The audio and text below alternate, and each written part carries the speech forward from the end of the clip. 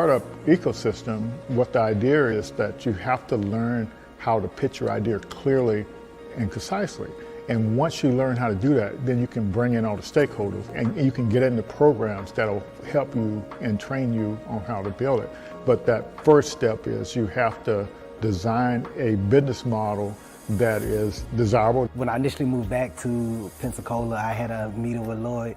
Lloyd invited me for breakfast, and I was telling him, man, I still have an idea for the entertainment industry. This is what I wanted to do. He was like, all right, I got Startup on the Blocks.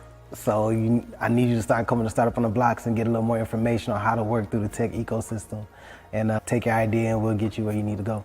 My company is called The Know, is an app that is streamlining business for the entertainment industry. Yeah, so if you're a musician, what you would do is pretty much jump on the platform, you'll create a profile, but the way we created the profile is pretty much a cleaner way. So now if they want more information about you, you'll connect your social media platforms, your streaming platforms, and that way they can go directly to it. What we also have included is your calendar. So pretty much you can set your days, you can set your price for your days and automate your booking. So initially talking to Lloyd, my idea was all here, it was there, it was over here, it was over there. It was like, all right, Quinn, I get it.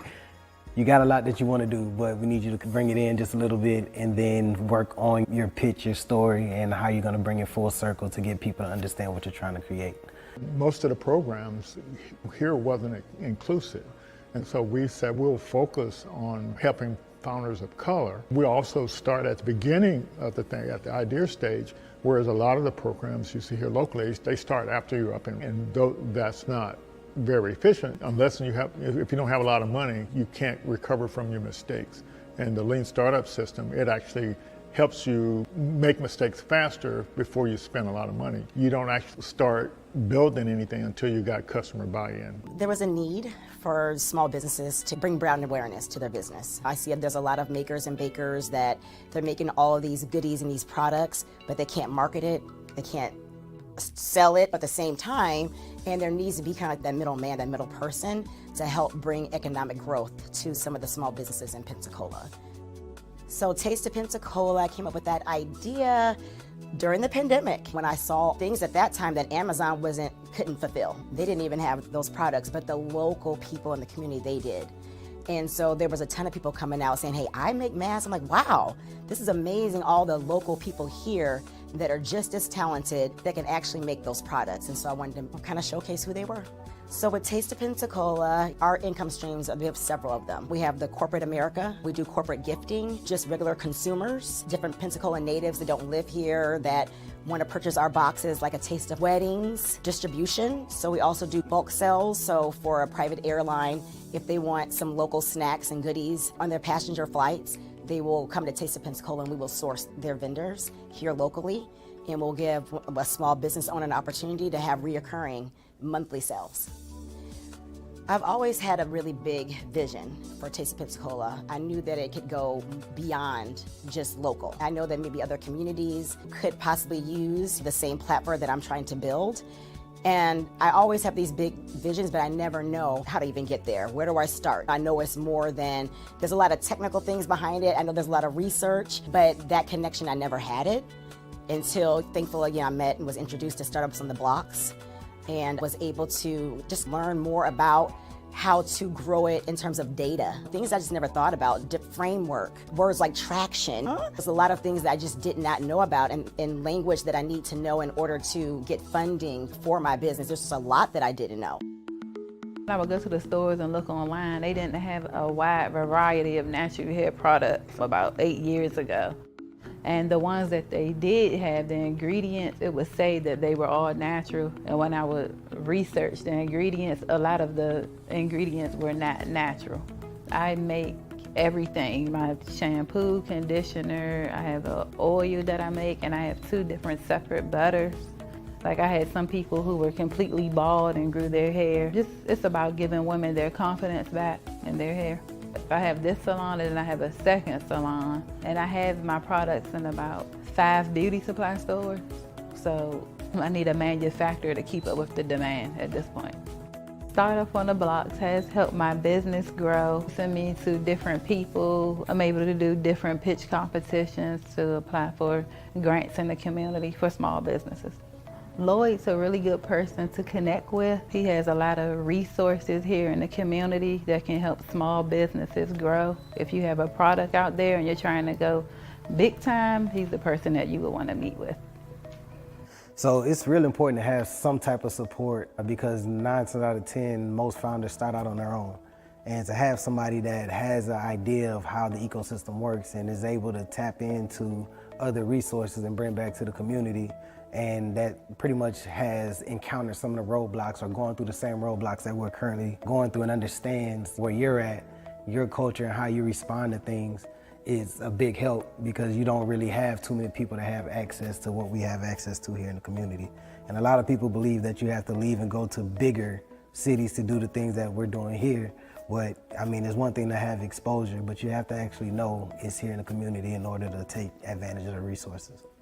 So I get approached and I talk to friends all the time that wants to either start an idea or hear that I'm actually doing the app and wants to know more information about how are you doing it or what's the process, what's the path. I'm like, man, we have somebody here, Start Up on the Blocks, Lloyd Richard. And Lloyd is here, he's a great resource to the community and to founders that's trying to learn the ecosystem. So join Start Up on the Blocks. Welcome, welcome everybody. How's everybody doing? I'm glad to be here on a Thursday night. We've been doing this for 5.5 years, going on 6 years, and it's a labor of love. And so the good news for everyone, we've learned a lot that we can share and help you move forward in your startup or nonprofit journey, and definitely happy to do so. Tonight we're going to talk about the nonprofit playbook. I had scheduled Cheryl to be on tonight, but she's actually scheduled for next week. She's out of town. We're doing her nonprofit up in New York. Her and her husband been doing working with youth in AAU track and field, and they've got national recognition for their work. So I'm looking forward to having her on next week, and we wish them luck and success up in New York today. So, but I've been working, partnering with her over the last few months, and I'll share some of the things that we've learned, and also share the workflows that I use to generate information for founders, leveraging AI. And it's actually came a long way. We have a historical pattern engine that we can go out and research any nonprofit, any startup, or any industry, and pull in information that can actually help you. And some of the stuff you'll see tonight is basically a result of that. And I'll share the notebooks, Notebook LM notebooks with you, and kind of show you how you can leverage these tools to get a great understanding of your efforts and some ideas to move forward. Some stuff I'm going to show you tonight. Some of you may believe it, some of you may not. But it's, I can at least tell you it's a good, another way to look at things, and hopefully it will be helpful and beneficial to you. So I'm going to go ahead and get started. So like I said, this is what we're talking about tonight. And next week we'll have Cheryl on, and like I said, we're looking forward to that, and apologize for the mix up with her tonight. And then the following week, we'll have Ray back on. He's going to give some insight on the ChatGPT store. And Ray works this AI stuff 24/7. So we're looking forward to getting him back on so he can share some of his expertise and the success he's having in this area. Give a little shout out to our partners and sponsors. And one thing you'll find tonight is that the playbook for nonprofits is almost identical to the playbooks for startups. And part of that playbook is leveraging partnerships to build capacity. So we're a small nonprofit, but I don't even have all our partners on here. Like one of our partners for our training programs and certificate program is Florida State University of Panama City thing. And so that's a partner that allows us to offer anybody here in Northwest Florida cover the cost of their certificate and cover the cost of their training to get those technical certificates. That's pretty significant. And so like you see CODA in the middle here, we partner with them in order to give you 6 months free of their software. And CODA is a doc spelled backwards. So it brings all your documents, all your stuff from all your cloud applications, you name it, into one doc, and it has AI built in, and it's also owned by Grammarly. If you didn't know that, Startup Science, the light bulb there. I had one of the founders call me today, and she was ranting and raving about how great that product is, and as being a part of our program, you get access to that. And it's literally got all the resources that you need for building a startup. It's got the money stuff in there. It's got the sample document stuff in there. It's got the training, the phases you go through. You build your profile for your startup or business, and it's just an excellent tool. Got millions of dollars was poured in, and I partnered with them to help them because they wanted to build something that could help you. So I partnered with them to make sure the stuff was in there that could help you move forward. I could go on and on about these partners and how they help you build capacity. And for our program, we also have sponsors. We got a big event coming up next month, the Founders Innovation Summit and Tour, and that's going to be a great event. And that's where you can participate in person. We can hold about 100 people in person, but we can hold up to 1,000 online. So there is no excuse, as my high school basketball coach would say. There's no excuse. All right, and so it's sweet of the training stuff that we offer, and so just so you know, you don't have no excuse for not getting the knowledge you all have. And so I can tell you that what most people think of building a startup is they don't have the correct idea about it. What most people think of starting a nonprofit, it's different than what you think. Even if you have one, it's still, you may find out it's literally different than what you think. You have some ideas about what's going on, but so I'll show you some things tonight, and you can see if you agree with me. But all this stuff boils down to is that there's an ecosystem out there, ecosystems for startups and an ecosystem for nonprofits. And depending on which field your nonprofit is in, there's ecosystems for directly for that. And depending on what industry your startup is in, there's industry for that. So what you have to do is you have to learn about this ecosystem and all the tools and resources that they offer. And it's not as it's something you can get an idea about, but what you really, you don't understand until you start taking advantage of. Got an email today from F6S, and so F as in Frank's, 6 as in the number 6, S as in Sam.com.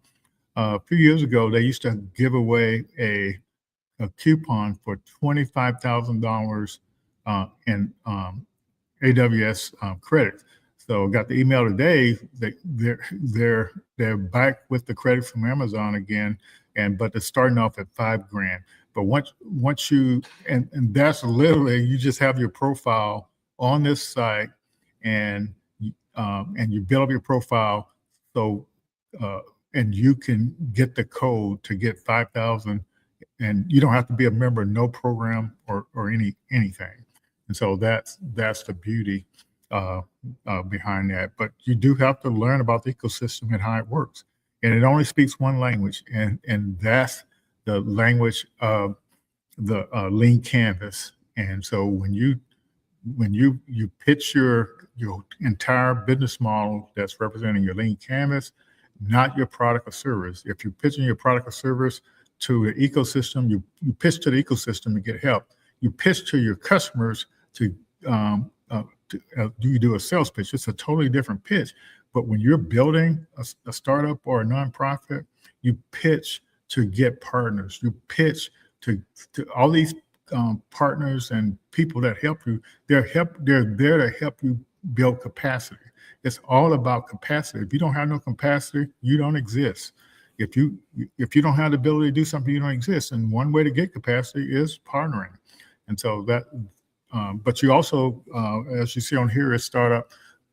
You see there's milestones and there's life cycles. You have to understand that stuff, because until you reach certain milestones, you shouldn't be asking for funding. So you are if you're in a certain startup cycle or phase, you shouldn't be trying to do stuff that's 3 or 4 phases out. You have to learn the process, and it's literally the key to unlocking these resources in the ecosystem.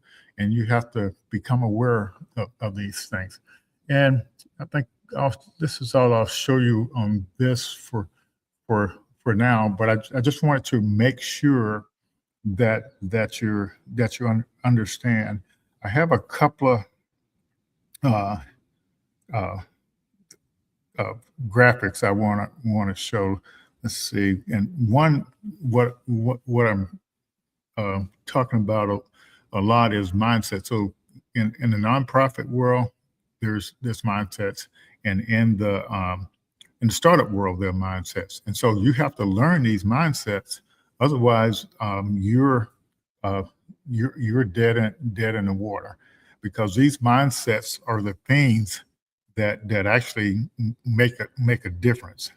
And so the mindsets have changed over the years. And it's just like we were talking about the same thing with the startups. In the 1990s, there was a certain mindset that entrepreneurs and founders had. So now that mindset is totally different. Same thing you see here, the charity mindset in the 1990s. And so if you're running a nonprofit and think you're working off charity, that mindset is way behind the times. The same thing with the 2010s. It was all about data, and had the impact mindset. And now in the age of AI, it's about impact architecture. How can you, as a nonprofit leader or a founder, architect a system that actually works and gives impact? So that's what I'll say about that one. I'll show you, let's see what else we got. So this one's called The Evolution of Impact. And so it's the same thing, but it's just in the 1990s, you were a service provider. And then in 2010, it was evidence-based operator. You still were operator and doing your work, but now it's all about leveraging AI to kind of move forward. So the errors, the expectation for each era is different. So and the AI literally helps you move forward. And so this is kind of giving you an idea of what the current playbook is. So if you're still using one of the old playbooks, so it's basically saying this is before money, before anything. You have to understand what the problem is by observing what's going on in the community. And in my case, with the startup founder best practices and the work we do with startups and nonprofit, what I realized in building my for-profit startup, that and the whole system, people were complaining about the funding for Black founders and women founders and minority founders.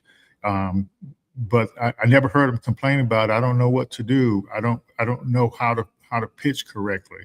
I don't know this and I don't know that. And so what I focused on was learning the best practice. I didn't worry about what I knew wasn't going to work. I worried about what worked. And what I learned was the ecosystem had resources that could help my nonprofit or help my startup build capacity. But I had to understand what the problem was. And the problem I saw, and the problem still exists, is that the average founder is unaware of the ecosystem and how they can leverage it to build capacity and shift to a revenue stage. And because I started off pitching my product, my AI product, and everybody said, "Man, you're passionate. You're this and that. You're passionate."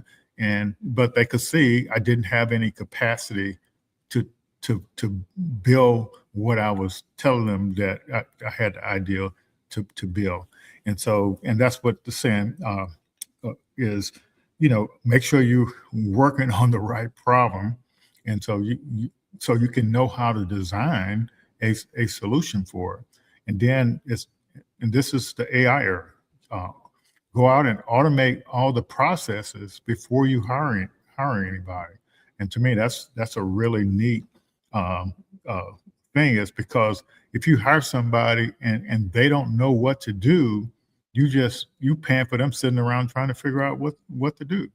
And then data before narrative. And so I'll share some of the tools, like I said, with the workflow we're using, and I'll show you how I generated these charts and had my graphic guy do a little editing. And so, like, for example, I have, for a nonprofit here, we have 3 people working part-time, and we partnered with a VR contractor, and he's supplying us with a developer to develop software, a computer scientist. He's paying for us for a generative graphic designer who edits all our videos, and so on and so forth.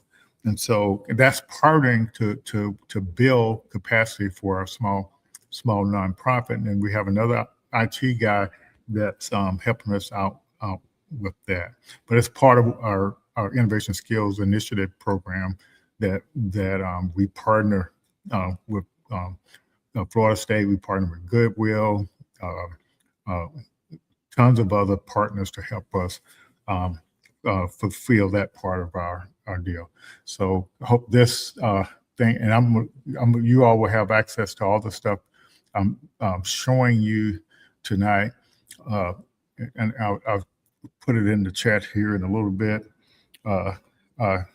Hey, Sam, glad to see you back and here. And so but yeah, all of this stuff, if you ever decided to do a nonprofit, but you don't already have one, literally, I can tell you what I learned from my startup when my wife and I started this nonprofit 10 years ago. I literally used the same playbook. It's the exact same playbook. So we partner with Google, we partner with Microsoft. We don't have to pay for our Google workspace. We got the Microsoft products. We don't have to pay for them. We got cloud service from Microsoft. It's the exact same playbook I used in the startup world. And so it's just literally knowing the resources that help you build capacity. Let's see, and this one hits home for me. This burnout thing, and I got a neat video on that. And so when you passion leads to burnout. So if you're trying to do all the work, all the stuff, and you don't haven't automated your stuff, and I'll show you why this thing is that way. It's not your fault. And so I'm looking forward to sharing the insight we found on that. And all these, I leverage AI to build this stuff that I'm showing you right now. And so it's like Cheryl in December asked me to participate on a nonprofit partnership panel, and so I as always, when I attend a workshop or a meeting, I record it, and then I analyze the transcript in ChatGPT or some of the other ones, and I take that information, the transcript and stuff, the way I analyze it and dump it over in Notebook LM, and that's where all these charts are coming from. I'll show you a couple of the notebooks, and hopefully it'll help you get some insight on that. But literally, your passion will lead to burnout if you don't become aware of some of these processes. So the solution: build the foundation, the funding will follow. And so achieve clarity first, build capacity, prioritize relationships. So that's on the right here. Like I said, I'll have this. I think I'll go ahead and pull that deal up here where I can share these links so you all can get access to the stuff. And I will be adding more stuff to this. So this right here is a Google Drive folder that has all the stuff I'm showing you tonight. So take advantage of that and move forward here. So putting that in the chat there. So grab a hold of that. Any questions out there so far? Feel free to ask. Be glad to answer any questions. So literally, the way I think is, if I'm responsible for doing something, or if I got a project, I just leverage resources, and in order to move forward. So let's watch our first video here, if no questions. And like I said, don't hesitate to, and you can ask me a question about nonprofits or startups. So don't hesitate to do either. Okay, so let's start here. So this is a video that's talking about clarity before funding. So listen up. All right, let's talk about the nonprofit world. You know, passion is everywhere, right? But so is burnout. It's almost a given. Today, we're going to dig into why that happens. And here's a spoiler. The answer isn't just get more funding. It's about a total shift in how we think about building organizations that actually last. Okay, this quote right here, it really just nails it. I mean, if you've ever poured your heart and soul into a mission, just to feel like you're spinning your wheels, you gotta hear this. It reframes the whole thing. This isn't about you failing, it's about the system being broken. And that broken system, it leads directly to what we're gonna call the passion trap. Oh man, this cycle is probably gonna look painfully familiar to a lot of you. It starts with all this amazing passion, right? But when you don't have a solid system backing you up, that passion just fizzles. It leads straight to burnout. And from burnout, it's a short trip to just feeling frustrated and defeated. It's this soul-crushing loop, and way too many good leaders get caught in it. So, okay, if passion isn't the problem, then what is? What's the thing that's really holding organizations back? Well, it all comes down to what we're calling the real bottleneck: capacity. Now this slide right here, this is the big one. This is the mindset shift that every single nonprofit leader needs to have. We're all taught to think we just need more funding. That's the myth. But the hard truth? It's not about funding. It's about capacity. It's about your actual ability to get stuff done and deliver results. And listen to this, because it's a total game changer. Funders aren't really buying your great idea or how much need there is. What they're actually buying is your capacity. They're investing in your proven ability to do the work. That's it. When you think about it, the whole system is built to reward organizations that can prove they can execute. So a lack of funding, that's usually just a symptom. The real disease is a gap in your capacity. Okay, so you're probably thinking, great, but how do I build capacity when I'm already stretched super thin, right? Well, this brings us to probably the most powerful strategy in the whole playbook: using partnerships as a multiplier. And let's be super clear here. We're not talking about just schmoozing at networking events. A real strategic partnership is different. It's a formal deal where you actually borrow capacity from another organization to hit shared goals. See the shift? You stop asking for money and start building your ability to actually do the work. And the process is actually pretty straightforward. Step 1, you got to be brutally honest with yourself. What can't you do? Identify that capacity gap. Step 2, find a partner, a capacity multiplier who already has what you need. Maybe it's people, maybe it's systems, whatever. Then step 3, you join forces and deliver something amazing that neither of you could have done on your own. And these capacity multipliers, they're literally everywhere once you start looking. Think about it. You've got workforce programs that need to place people in jobs. You've got universities that need research partners. You've got big national groups like AmeriCorps that can give you actual human beings to do the work. These aren't just names in your phone. They are partners who can totally change the scale of what you can achieve. Okay, so once you start building your capacity through these kinds of partnerships, you are in a way stronger position. But there's one more crucial piece to this whole puzzle, and that's getting absolute clarity before you even think about funding. So many nonprofits think they have a grant writing problem, but they don't. What they really have is a grant readiness problem. You know, think of it this way. The grant application itself, that's the final exam. It's not the textbook you study from. It's all the prep work you do beforehand that actually determines if you pass. And this right here, this is the ultimate gut check. Seriously, this one sentence has the 3 questions every single funder is asking. What do you do? How do you do it? And who does the work? If you can't answer those 3 things clearly without a bunch of jargon, well, it tells them you're not ready, and the answer's gonna be no. So how do you get that kind of clarity? It's not about having a 50-page binder full of data.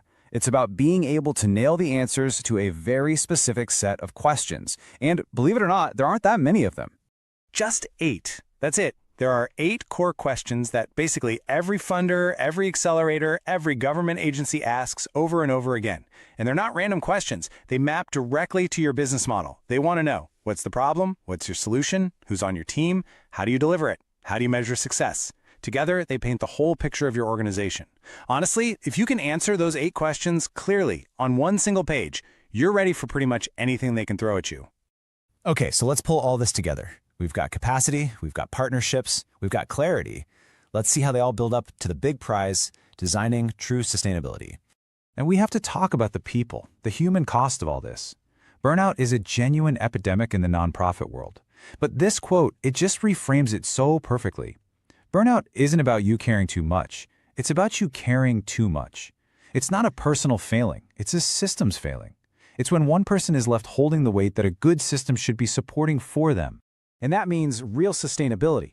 It's not just about money in the bank. It's emotional. It's about building strong systems, like the partnerships we talked about, like having clear processes that protect the most valuable thing you have, your people. And this whole idea of sustainability has to go even further, all the way to the community you're working with. There's a huge difference here. You can serve a community from the outside, making decisions for them. But to truly empower a community, that means shared planning, shared payroll, shared power. It's the difference between doing something for a community and doing something with them.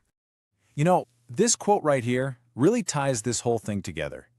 We spend so much time chasing the money, thinking that's the answer to everything. But it's not. Money doesn't create strong nonprofits. Clarity, capacity, and partnerships do. When you build those things first, the funding follows. It's a result, not the cause. So, we're going to leave you with one last question, a big one. Take this back to your team and really think about it.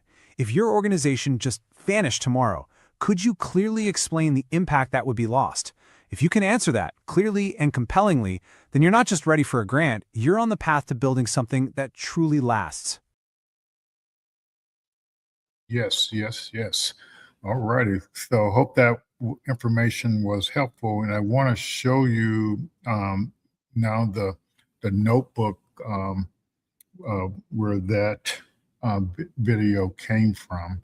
And so for those of you not familiar with Notebook LM, all you have to do is just type Notebook LM into a Google Chrome browser, and it will connect automatically to your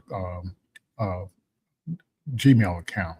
And so if you see, it has 3 parts.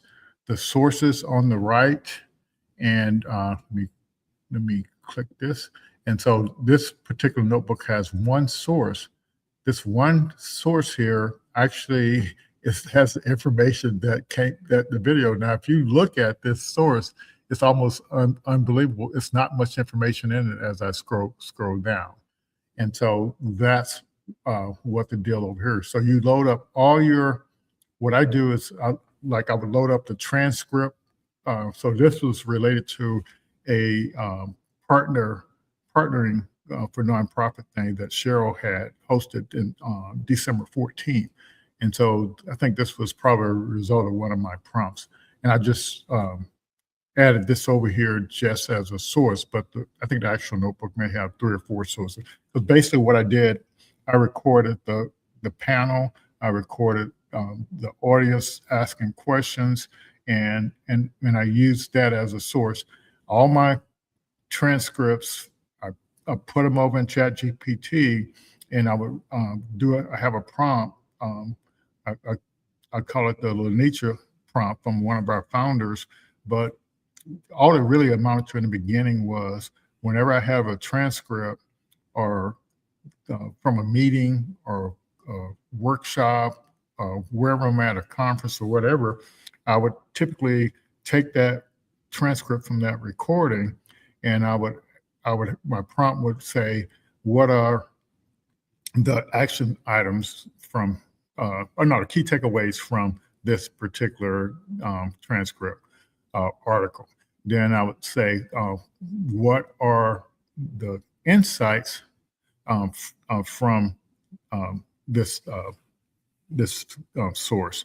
And then I would say, what are the actions I need to take from that? So that's how I was going right along. But when I learned about Lanica's approach, I had the ChatGPT upgrade my prompt using Lanica's approach, and so it does very thorough analysis of the transcripts, and I also use that but I would upload the results of that here as well. Now, if you're not familiar with Notebook LM, you come over here and it's got the chat there in the middle. You can ask it any questions and it answers based on what you have over here in the sources.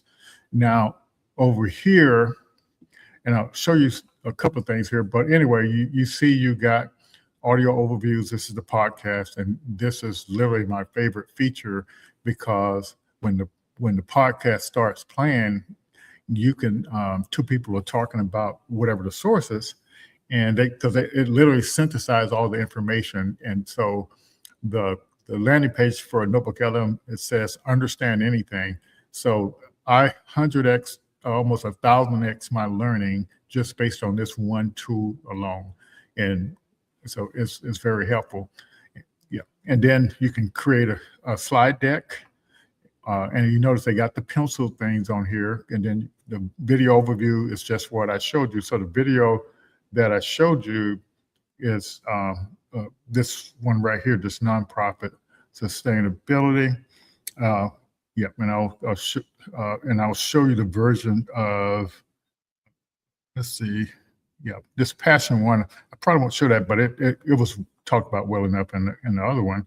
But so you can make infographics. If you're a student, you can do quizzes and flashcards, and you can also do a data table. So what I want to show you is the reports one real quick, and I'll show you a little trick I learned today, as a matter of fact. So if you notice, these are the standard things you can do. You can create your own report, a briefing document, a study guide. But if you notice down here, it creates some reports based on the actual documents you have in your source. And so, so I typically would just click on these and have it generate these.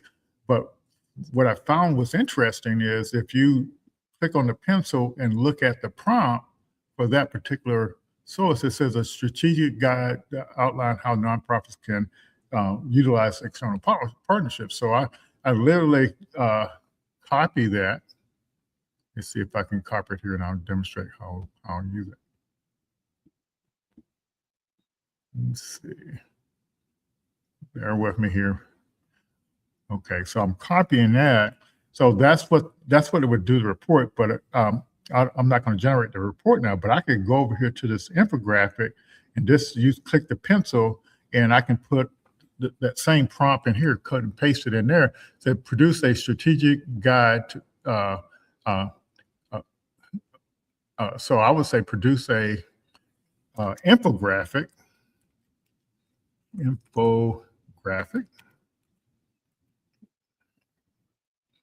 I can spell. Strategic guide that guides and outlines how nonprofit can do that. But if I could do the same thing with the video, I could come here and paste that prompt in the video, and then it's gonna, as you see now, it's actually generating that graphics. And I'll show you while that's generating, I'll show you the other notebook real quick. Now, this particular notebook, it's about nonprofit architecture, the 2025 leadership playbook. But what's interesting about this, I used my historic pattern engine to research how nonprofits have evolved from the 1990s to the 2025. And so what I did was I took the results from that prompt, took the ChatGPT results from that prompt and put them here. And I analyzed the results from that ChatGPT prompt and with the Lenitia method and put that here, the results of that here, did the same thing in Claude, same thing in Gemini, and the same thing in Chat. And so, so I got a thorough analysis of the results of that research. And I ran all that, all this stuff I do over here when I run that prompt. I run in a deep research mode. But as you can see, you come over here, you got the studio over here. And so I produce all of these things as a result of that. But the thing I want to emphasize to everyone is during this approach, it helps you learn a lot faster. I'm not sure if this will work, but I'll just try it for a second. So it may take a second to load while it's loaded. And so, and like I said, can you all hear that? Somebody give me a thumbs up or something in the chat.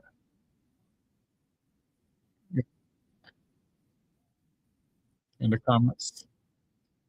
But what I do is I go and click that interactive thing, and then I click the play button, and then so I click join, and I don't know if you can hear me, but it'll pop up saying want to use my microphone. And so what's this source material all about? And then it'll stop me. Stop me. So, but I don't think I shared my deal there. Let's see what. So I got a question here. Let's see what this question is. Oh, for sure, it's a link. So yeah, you can definitely access.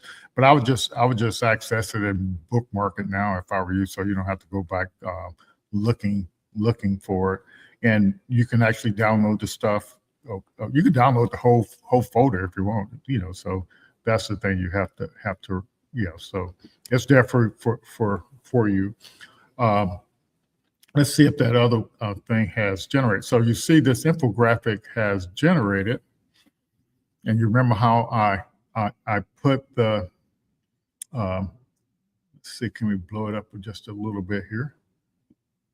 So you see, so it was a strategy for based on partnering, and so it created this infographic in a matter of minutes.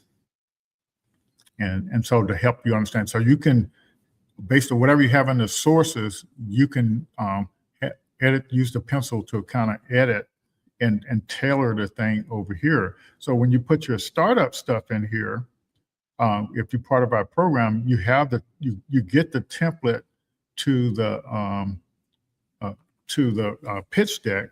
So you literally can paste that prompt in here, say, please create me a slide deck based on this following template, and it'll generate the stuff. And you can also, there's a way you can have it use your graphics and everything. So, so that's a really neat capability. So this is the workflow I use to help founders understand anything, and also help me understand anything. Can you imagine this one little small file here, all the stuff that's being generated from that one little small file? But what you got to realize is it's constrained to what's on here, but it's giving you examples that may not actually be in here. So does anybody have any questions about how to use Notebook LM? And there's a million ways to use it. So this is just my way of using it, because we're all about helping founders and helping students who want to do some upskilling, help them learn their approach. So I'm going to shut up here, and let's see if I can find another video to kind of show you real quick here. Get to my media. Okay, so let's see. I'll just skip to this one. Oh no, I think this one. All right, let's get right into it. If you're a nonprofit leader, have you ever felt like you're just constantly running on a treadmill, pouring your heart and soul into your work, but feeling like you're always on the verge of breaking? Well, today we're going to dive into exactly why that happens, and more importantly, what a totally new way of thinking, an architectural mindset, can do about it. And let's just kick things off with this quote, because wow, it really hits the nail on the head. This one sentence perfectly captures the tension that so many of you are living with every single day. Look, the problem isn't that you're behind the times. The problem is there's a fundamental, jarring mismatch between the world you're operating in today and the funding system that was built for yesterday. And that leads us straight into what we're calling the fragility paradox. I mean, think about it. How can a whole sector filled with some of the most brilliant, passionate, dedicated people on the planet be designed in a way that makes so many of its organizations feel like they're perpetually fragile, always just one crisis away from collapse? Yeah, we see this absolutely everywhere. People are burning out, organizations are unstable. So what is really going on here? Well, the answer might actually surprise you. This fragility, it's not an accident. This is where we get this incredible concept, engineered fragility. It's the idea that this vulnerability isn't your fault as a leader. It's a predictable, almost inevitable outcome of the system's design. It's baked right in. But here's the hopeful part. If it was designed, it can be redesigned. And the very first step in that redesign is figuring out where to actually focus our energy. Okay, so if we're gonna redesign this thing, we've got to make sure we're fixing the right problem. So often, we blame the wrong things, and that just keeps us stuck in this endless cycle of frustration. Now, this table is super helpful for getting that clarity. Let's break it down. On the left, you've got the structural stuff. These are kind of the unchangeable rules of the game, right? Things like grant cycles, restricted funding. You don't have much control over those. But on the right, that's where your power is. Those are the strategic choices. That's how you decide to play the game within those rules. And this is the trap so many of us fall into. We say things like, oh, I can't innovate because my grant reporting is so burdensome. But the real question is, within that constraint, are we strategically choosing to prioritize things like automation or deep community listening? Or are we hesitating on the moves that we actually can control? And that's the bottom line, isn't it? As soon as you get crystal clear on what you can't control versus what you absolutely can, you stop blaming yourself or the system unfairly. You start to see a real path forward. You know, that clarity, it's power. So once you have that clarity about what you can actually influence, you start to see this much deeper pattern emerge. It points us toward a huge fundamental shift in thinking that is absolutely required to thrive in this modern era. For decades, the nonprofit world has been all about activity. You know, delivering the services, running the programs, helping one person at a time. It's that noble, hands-on, day-in, day-out work that gets us out of bed in the morning. But here's the game-changing shift. The real transformation happens when you move to an architecture orientation. This is about stepping back from just doing the work to designing the engine that does the work. It's about building a durable, resilient system, not just running a really busy program. And honestly, this changes everything. Your whole identity shifts. You're no longer just a service provider, you become an impact architect. You're not just running a food bank, you're architecting a system to tackle food insecurity. You're scaling systems, not just hiring more staff. You're building learning loops, not just checking boxes on compliance reports. So, if you're going to be an architect, you're going to need a new blueprint. That old sequence, get an idea, find funding, hire people, deliver the service, that's the very thing that creates the engineered fragility we talked about. The modern playbook basically flips that old model on its head. And look at the order here, this is key. You listen and gather evidence before you build. You automate before you hire for volume. You validate the demand before you even write the grant. This whole sequence is designed for resilience and learning from the get-go, not just for activity. You can think of it like building a house. It's all about the layers. You have to start with a solid foundation, which is layer 1, clarity. Then you build the walls. Layer 2, stability. You can't just jump to layer 3, leverage. You can't put the roof on until the rest of the structure is sound. The sequence here matters a lot. And hey, this isn't just some abstract theory. We are seeing the consequences of weak architecture play out in real time, especially with new tech. Take AI. Get this. Over 85% of nonprofits are exploring AI right now, but less than a quarter of them actually have a formal strategy for it. That massive gap, that is a classic architectural problem. You see, without that stable architecture we just talked about, a powerful new tool like AI doesn't become a point of leverage. It just becomes another source of stress. It's like you can't just bolt a jet engine onto a wooden cart and expect it to fly. So what does this all mean for you? Where does this leave you, the founder, the funder, the board member? Because understanding this model isn't just some interesting intellectual exercise. No, it's a mandate. It's a call to fundamentally rethink your role. Everybody has a critical part to play in this shift. For founders, it means you have to truly embrace that transition from just providing a service to being the architect of a system. For funders, you've got to invest in the core infrastructure that actually makes impact last, not just the flashy programs. And for boards, you have to level up. You have to go beyond simple compliance and really learn to govern in this new, tech-driven reality. So we're going to leave you with this one final question to really chew on. Your organization is an architecture. The question is, are you the architect consciously designing it for resilience and impact? Or are you just living in a fragile building that was designed by someone else a long time ago? It's a challenge for sure, but it's a call to take control and start building the future your mission truly deserves. Cool. All righty. So I showed you this drive thing here that linked to that, and it basically gets you these files in this folder.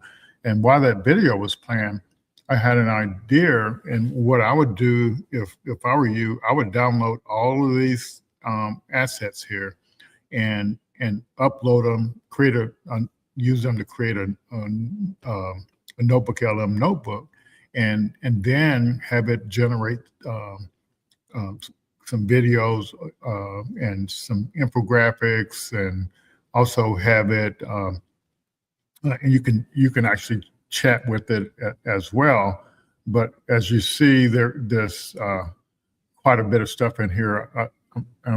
Let's see, you got those images, and you have a couple PDFs that I don't know if I have time to skim through those, but they are very helpful to you as well. I may skim through one of them here, but yeah. So just that's what's in that file.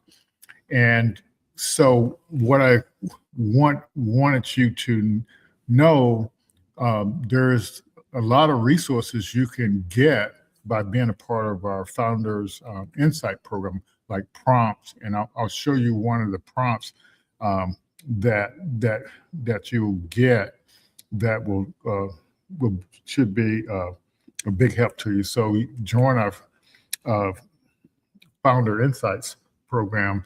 So basically, this Founder Insight program is taking all the stuff learned over the past more than 10 years and kind of bundle it in And so, and this is, if you haven't already ran our business idea prompt, and I showed this several times, and once you get in our program, you definitely get access to it. But I think the average person doesn't realize the significance of it. It's literally based on the Lean Stack framework, the whole process that the Lean Stack framework takes you through, but it does it in a deep research mode. If you do it in a deep research mode, you know, in 20 to 30 minutes, in most cases, you have, like, I ran this for a business idea last night, and I ran it in Claude, and the results are it's like 45 pages, but it's basically doing all the stuff that you need to do, but you run this prompt, and all you have to do is give it right, summarize your business idea. Don't give away any proprietary information. It's nothing more than what you would put on a website. That's the way you look at it. And people worry about what they put in AI, but like, if you got to put a website up, if you don't tell people what you do, how are you going to get any customers? So it's not about trying to give away your idea. When you put up a website, that is your idea. Come on, you everybody, and so you give your industry, and so and that information goes in between these brackets here, but you also have the alternative. We give you the instructions on how to use it, but what I'm telling you, and you take the results of this, running this prompt, and you dump it up in a Notebook LM. You got all your graphics to explain what you can generate, all the graphics to explain what you do. You can, but what I put it in there for is actually to understand my better understand my business model, because this prompt literally goes out and finds all the information about the industry, the pain points of the stakeholders in that industry. It goes out and finds out all the ways you can make money solving those pain points. It creates your business model. It creates your pitch. Creates your rollout plan. It goes out and does the demand validation.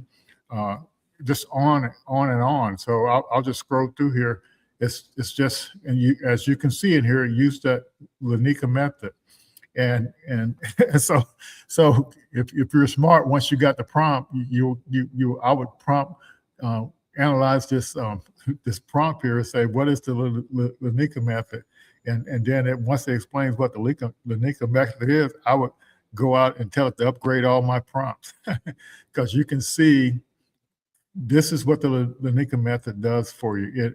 I used to just get the stakeholders and the pain points, but when I upgraded to the Lanika method, it does the emotional impact and business impact, and it's just you just get a lot more.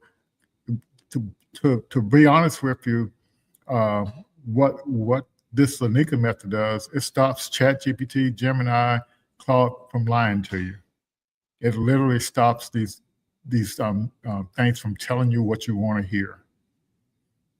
And so that's the honest God truth. And so it literally helped you. But anyway, so you can see all the steps that got in there. It would take months and months and months to do all this if you had to do it manually. And so it simulates it generates your landing page information, your marketing information, all of that stuff. And if you continue on after it finished, you can have it generate logos and everything else, because it's got all the information that it needs to do that. So it's literally that powerful. So once you join our program, you did I put let me make sure I put that in the chat. Yeah, I did. So got the nonprofit success kit. Let's see what else I got. Looks like I got a question here too. Yeah, so yeah, join our Insights program, and you get access to the prompt here as well. And before I show at least one other video. I'm going to go back to my document here. And so next month, we're having a Founders Innovations Summit and Tour. And so in person, we'll be handling up to 100 people, but online we can handle up to 1,000 people. So you don't have any excuse for not doing so. Just set the time aside, and I'll go ahead and put this in the chat as well. And the good thing, what you should do, even if you have a conflict, and I told people this last year, you sign up anyway, because if you don't sign up, you don't get access to the videos or any of that stuff. If you don't sign up, you're not going to get access to all these AI agents that we created to help you out in all these prompts to move you forward. So you got some real good incentives to do that. And so I'll click on this link just to get it to go here. And so to give you a little bit of an idea of what we got planned for you. So let's come down. So you can come down on the agenda here.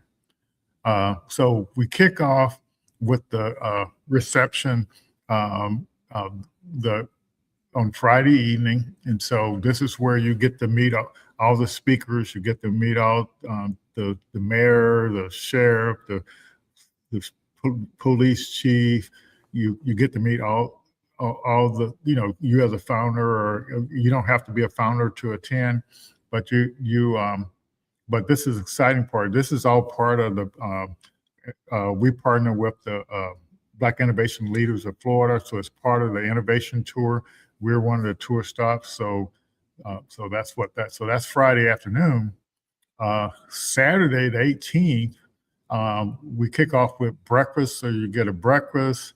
And then so instead of a regular keynote this year, we're going to have some professional athletes come in and do a panel, Are You Coachable? So that should be good. We got, so when I say world class, you're going to really be shocked when you see who's all going to be participating on that panel. And then getting your business ready for AI. It's a hands-on session. Rose, she's here every year to support us, and I'm jealous of her because she's headed out to the NVIDIA conference. I think it's maybe next week or something. But then this is going to be really fantastic. Dr. Valencia Bell, she's the founder CEO of Schools. Her company is endorsed by NFL, to all these Ivy League schools, and she's took her business international. She's got a B Corp, and so she was on last year, I think a little less than a year ago, and we talked a little bit afterwards, and she took my advice on the AI stuff, and she went out and got it done. So she's going to share her story on how. When I tell you how powerful, because she created a method, test-taking method that changes people's lives, and allow them to get in different colleges and allow them to get this. It just impacts so many things. But she's literally is leveraging AI to kind of duplicate her efforts all over the world. And so, but she's the lady that I had on that wins almost every pitch competition that she gets in. But the crazy thing was she only got in the pitch competition so she can learn how to pitch her business. And then the judges that were judging the pitch competition, most of them joined her startup, and so to help her grow her startup. That's how powerful this lady is.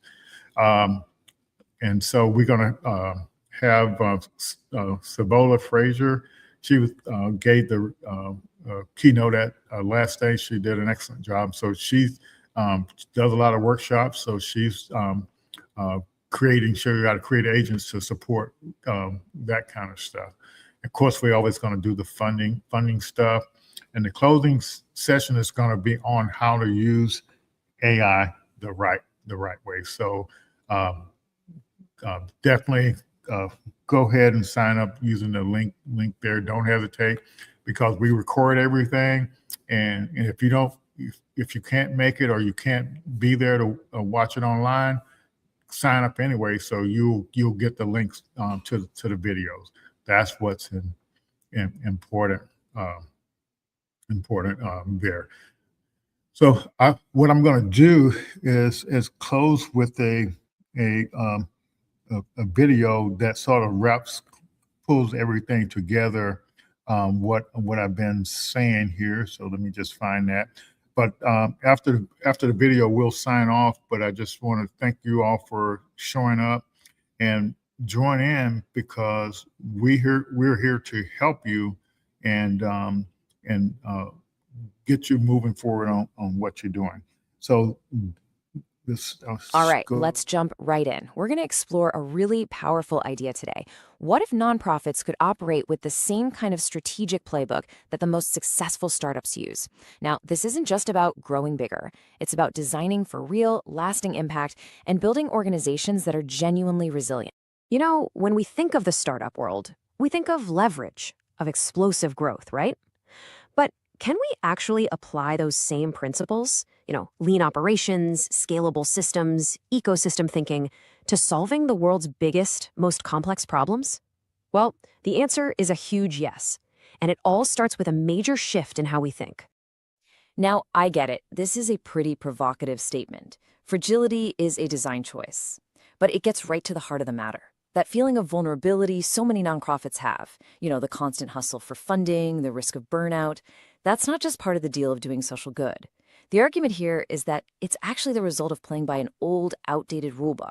Okay, so to really get this new playbook, we first have to understand why the old one is so broken. And it's so important to see that this is a systemic issue. It's a set of broken rules we've all been playing by. This isn't about blaming individual leaders.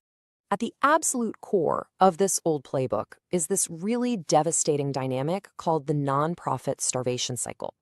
It's a trap, and a lot of organizations fall into it without even realizing how the system is set up. Let me just show you exactly how this thing works.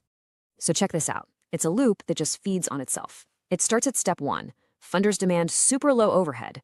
So what happens? In step 2, nonprofits feel the pressure and they underinvest in the really important stuff, like technology, staff training, or just paying people a decent wage.